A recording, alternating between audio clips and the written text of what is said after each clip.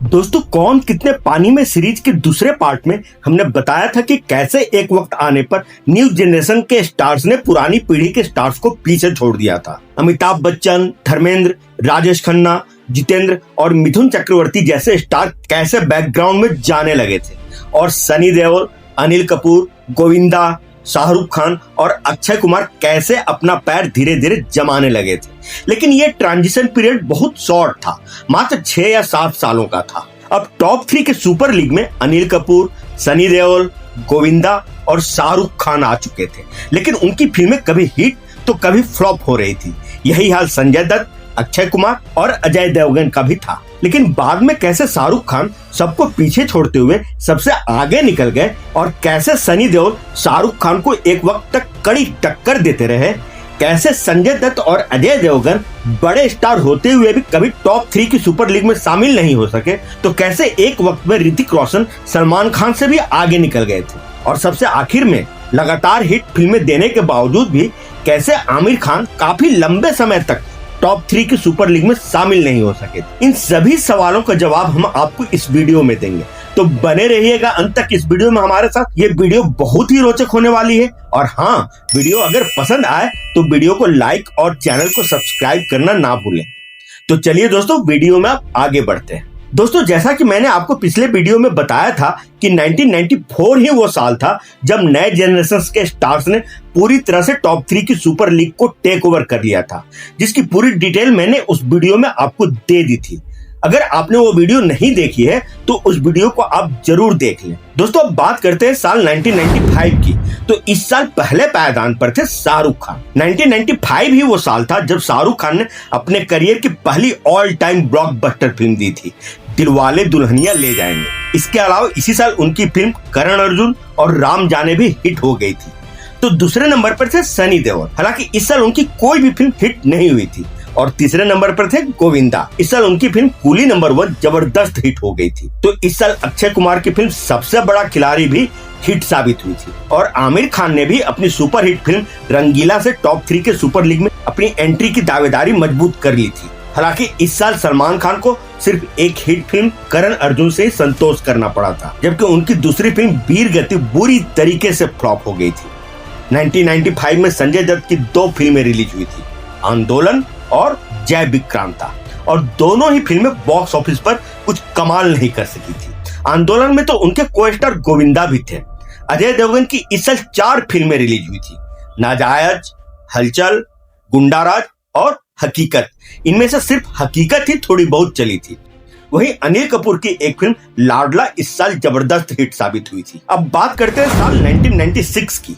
तो इस साल भी सबसे टॉप पर थे शाहरुख खान।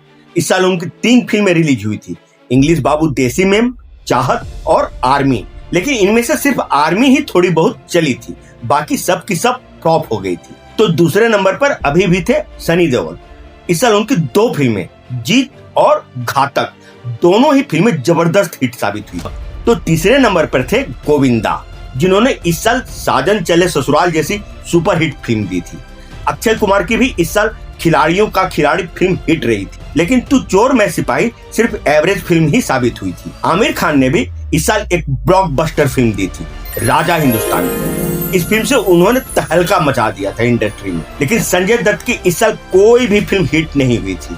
हाँ, अजय देवगन ने अपनी 2 हिट फिल्म दिल जले और जान से लोगों का ध्यान जरूर अपनी ओर खींचने में कामयाबी हासिल की थी। अब बात करते हैं साल 1997 की।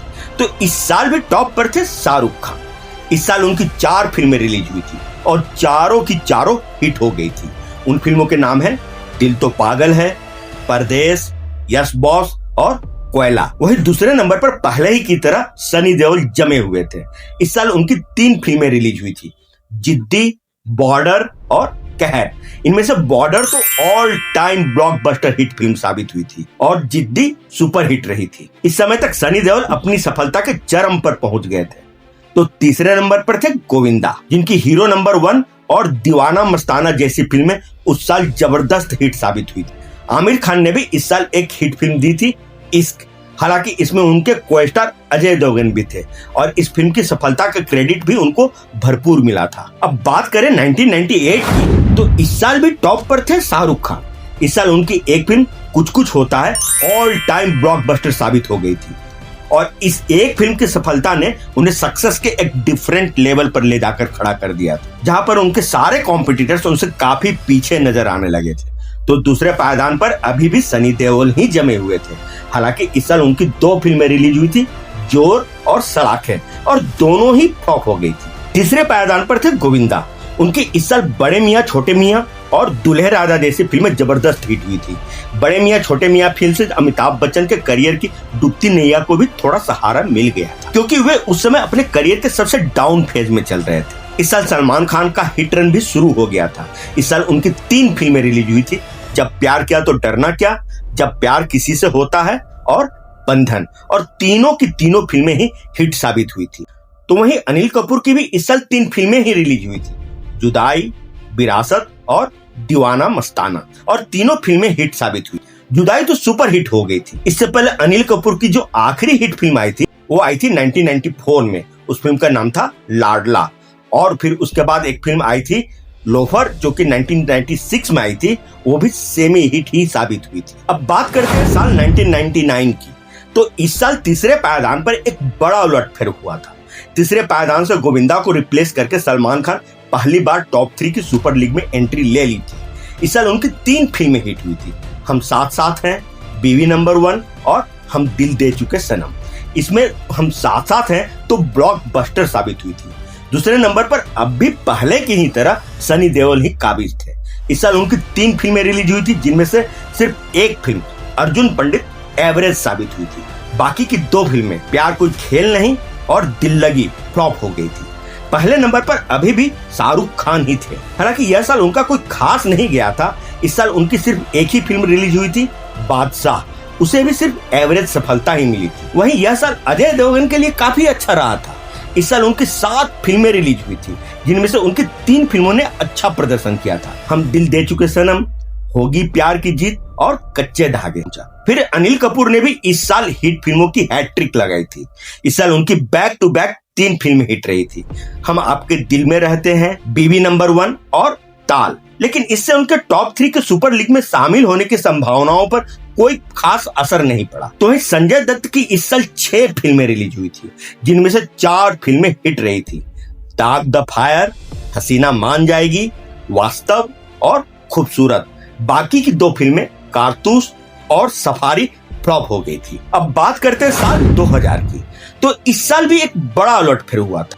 इस साल दूसरे नंबर पर से सनी देओल को हटाकर अचानक से ऋतिक रोशन काबिज हो गए थे। दरअसल वे अपनी पहली ही फिल्म कहो ना प्यार है कि जबरदस्त सफलता से रातों रात देश में एक सेंसेशन बन गए। फिर इसी साल उनकी 2 और फिल्में फिजा और मिशन कश्मीर भी काफी सफल हुई थी, जिससे वे सबकी नजरों में आ गए थे। तो तीसरे पायदान पर पहले ही की तरह सलमान खान ही थे। इस साल उनकी एक फिल्म दुल्हन हम ले जाएंगे हिट साबित हुई थी, जबकि पहले नंबर पर अभी भी शाहरुख खान ही जमे हुए थे। इस साल उनकी 3 फिल्में रिलीज हुई थी, फिर भी दिल है हिंदुस्तानी, जोश और मोहब्बतें। हालांकि फिर भी दिल है हिंदुस्तानी तो फ्लॉप हो गई थी, लेकिन मोहब्बतें ब्लॉकबस्टर साबित हुई। गोविंदा का भी इस साल कुछ खास प्रदर्शन नहीं रहा था। इस साल उनकी सिर्फ 2 ही फिल्में हद कर दी आपने और कुंवारा कुछ ठीक ठाक प्रदर्शन करने में कामयाब हो सकी थी, बाकी की सारी फिल्में फ्लॉप हो गई थी। तो यही हाल अनिल कपूर का भी था। उनकी इस साल 4 फिल्में रिलीज हुई थी, बुलंदी, पुकार, हमारा दिल आपके पास है और कारोबार। इनमें से सिर्फ एक फिल्म हमारा दिल आपके पास है हिट हुई थी, बाकी सब की सब फ्लॉप। कुछ यही हाल संजय दत्त, अजय देवगन और अक्षय कुमार का भी था। इन सब के लिए साल 2000 बहुत बुरा साबित हुआ था। इस साल इनकी कोई भी फिल्म हिट नहीं हो पाई थी। तो सनी देओल और आमिर खान भी उनसे कम नहीं थे फ्लॉप देने के मामले में। सनी देओल ने इस साल चैंपियन नाम की फ्लॉप फिल्म दी थी, तो आमिर खान ने मेला नाम की। हालांकि इस साल अक्षय कुमार की जो 2 फिल्में रिलीज हुई थी, हेरा फेरी और धड़कन, दोनों ठीक ठाक प्रदर्शन करने में कामयाब जरूर रही थी, लेकिन खिलाड़ी 420 बुरी तरीके से पिट गई थी। अब बात करते हैं साल 2001 की। तो इस साल एक बार फिर से सनी देओल ने जबरदस्त कमबैक किया था टॉप 3 के सुपर लीग में। इस साल उनकी एक फिल्म गदर एक प्रेम कथा जबरदस्त हिट साबित हुई थी, जिसकी वजह से वे सलमान खान को रिप्लेस करके तीसरे पायदान पर एक बार फिर से आ गए थे। इस साल उनकी एक और हिट फिल्म आई थी इंडियन। पहले और दूसरे नंबर पर अभी भी शाहरुख खान और ऋतिक रोशन ही बने हुए थे। दोनों की ही कॉमन ब्लॉकबस्टर फिल्म इसी साल रिलीज हुई थी, कभी खुशी कभी गम। अक्षय कुमार भी हिट और सुपरहिट फिल्म के लिए लगातार तरस रहे थे। इस साल भी उनकी दो ही फिल्म रिलीज हुई थी, एक रिश्ता बॉन्ड ऑफ लव और अजनबी, और दोनों की दोनों ही कमाई के मामले में एवरेज ही साबित हुई थी। हालांकि गोविंदा ने इस साल एक हिट फिल्म जरूर दिया था, जोड़ी नंबर 1। आमिर खान के लिए यह साल बहुत ही अच्छा रहा था। उनकी एक फिल्म लगान उनके करियर के लिए एक माइलस्टोन फिल्म साबित हुई थी। यह फिल्म भारत में तो सिर्फ हिट साबित हुई थी, मगर विदेशों में इसने बम्पर कमाई की थी। इस साल उनकी दूसरी फिल्म दिल चाहता है भी कमाई के लिहाज से ठीक ठाक प्रदर्शन करने में कामयाब रही थी। अनिल कपूर की भी इस साल दो ही फिल्में रिलीज हुई थी, लज्जा और नायक, और दोनों ही फिल्में फ्लॉप हो गई थी। अब बात करते हैं साल 2002 की।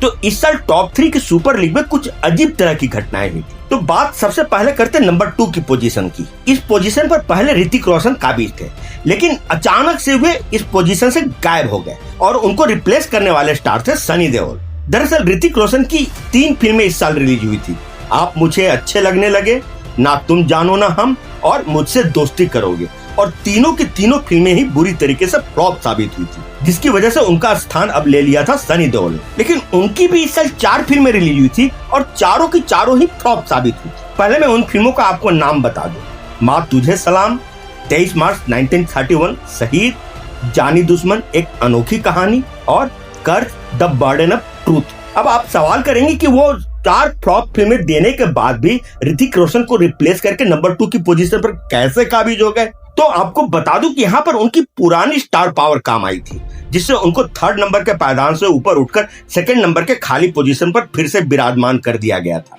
तीसरे नंबर पर भी एक अनोखी घटना हुई।